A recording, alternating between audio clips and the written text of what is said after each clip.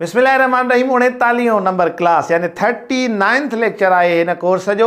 इन वीडियो के अंदर असां ॾाढी इंटरेस्टिंग ट्रिक पढ़ण वारा आहियूं, ॾाढी इंटरेस्टिंग टॉपिक पढ़ण वारा आहियूं, जेका हीअ मां ईअं चवंदुमि हे क्लास तव्हां ॿुधण वारनि खे मुंहिंजे तरफ़ां हिकिड़ी गिफ्ट हूंदो परसेंटेज जे अंदरि। अगरि उहा गिफ्ट वठो था यानी उहा सम्झ में अचे थी त तव्हांखे गिफ्ट आहे, न त मां पंहिंजी वापसि पाण वठी रखंदुमि। सोचो त स्टार्ट कयूं था पंहिंजी क्लास खे। हाणे असां गुज़िरियल वीडियो जे अंदरि 10% वारी ट्रिक पढ़ी हुईसीं। अॼु असां पढ़ंदासीं 1% वारी ट्रिक, यानी 10% ऐं 1% जी ट्रिक जेके ईंदी आहे न उहो एक्सील करे वेंदो आहे परसेंटेज जे अंदरि, उहो वधीक जेको आहे परफॉर्मेंस ॾींदो आहे, जल्दीअ में उनखे कॉन्सेप्ट सम्झ में अचे त।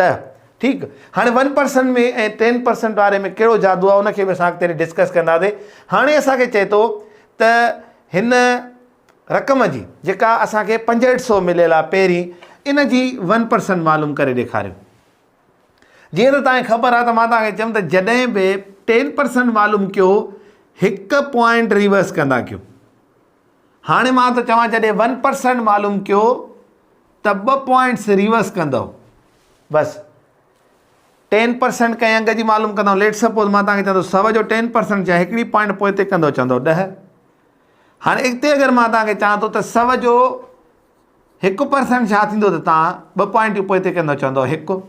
यानी तव्हांखे अगरि 1%, 2%, 3% मालूम करिणो आहे त उहो तव्हां 1% वारे फार्मूले सां। जीअं ॾिसो, अगरि मां चवां थो तव्हांखे 100 जो 10% मालूम थी थो वञे त 10 आहे, त 20% घणो थींदो, चवंदो 20। 30 जो 30, ईअं तव्हां हुनखे मतिलबु मल्टीप्लाए कंदा वेंदो, वधाईंदा वेंदो।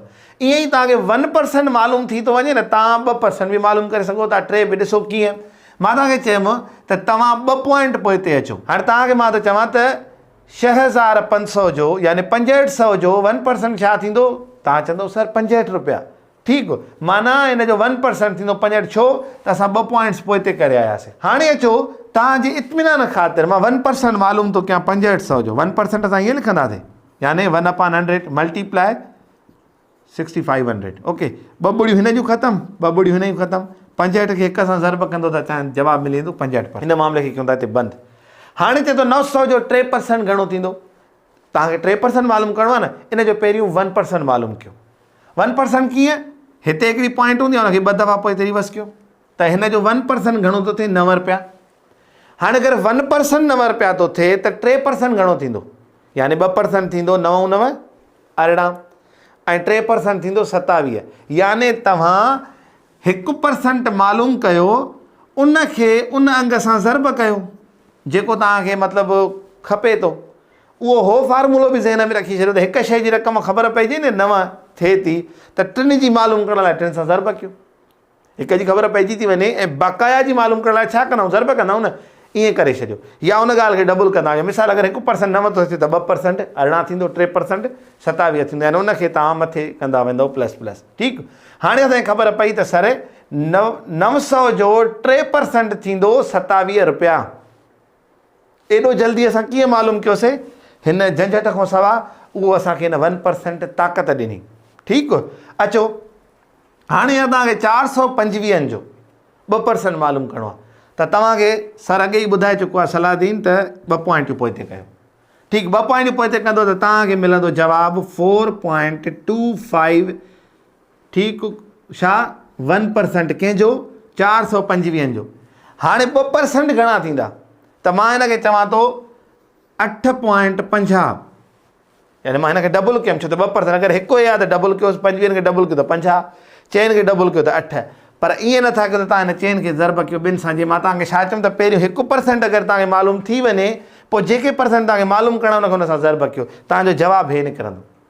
हाणे इहा पॉइंट असांखे किथां थी मिले, यानी हे मां हिकिड़ो पाण हिसाबु कयुमि त जीअं अगरि को चए त सर पॉइंटनि में अचे, हे त तव्हां ॾाढा ठहियल अंग खयां आहिनि, मतिलबु जल्दी तव्हां जान छॾाए था वञो। अगरि हेड़ो अचे त तव्हां हुन 1% कढी हुनखे हुन सां ज़र्ब कयो, तव्हांजो मसइलो हल थी वेंदो।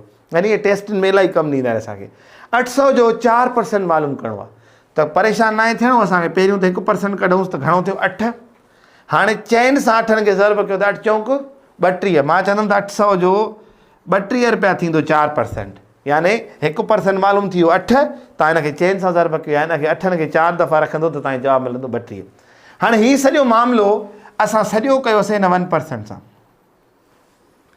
हाणे तव्हां चवंदो त सर तव्हां हिनखे 10% या 1% वारे खे स्टार ॾिनो आहे, माना हिननि ॿिन्ही खे तव्हां चयो आहे त इहे ॿई मिली करे हिकिड़ो वॾो कमाल करण वारा आहिनि, उहो इहो आहे त असांखे लेट सपोज 21% मालूम करणी आहे।